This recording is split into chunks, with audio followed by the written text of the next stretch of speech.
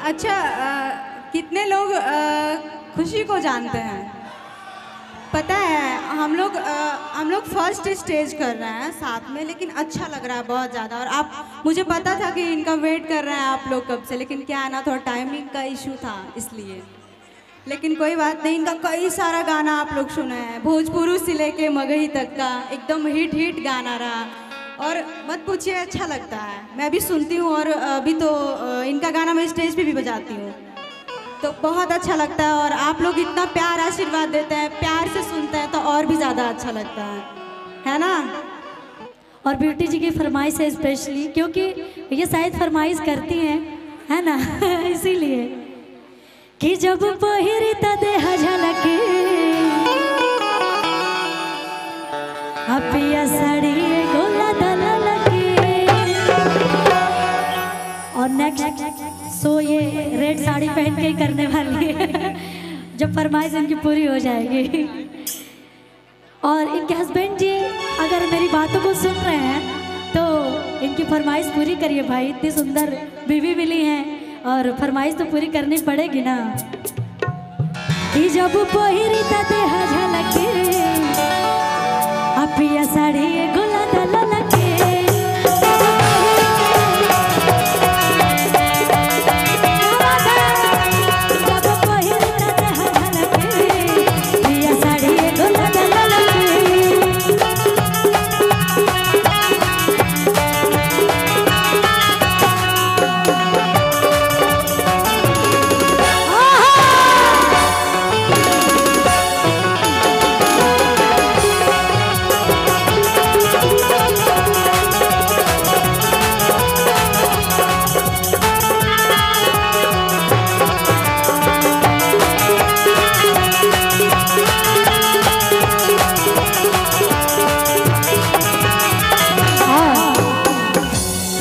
बहुत प्यारा लाइन में बेटी जी, और वही खानी सुंदर सी प्यारी सी औरत भी घर में और घर भर के लोगों के बहुत परेशान करता।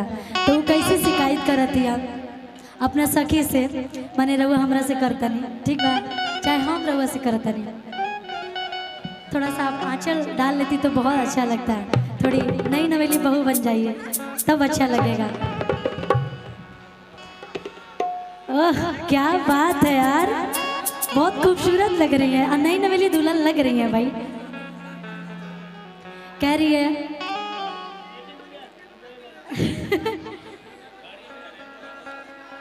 केहू ना केहू के तो भौजी होगबे न करे भैया। हाँ तब कि पियावा करियावा रामा अरे फेंके रोज थरियावा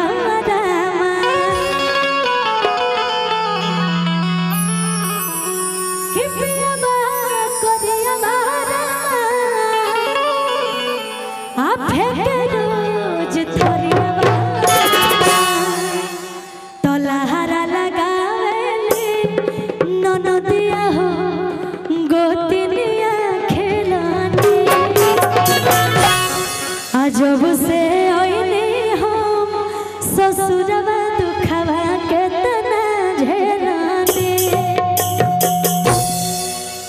आइएगा भैया कि पियावा करियावा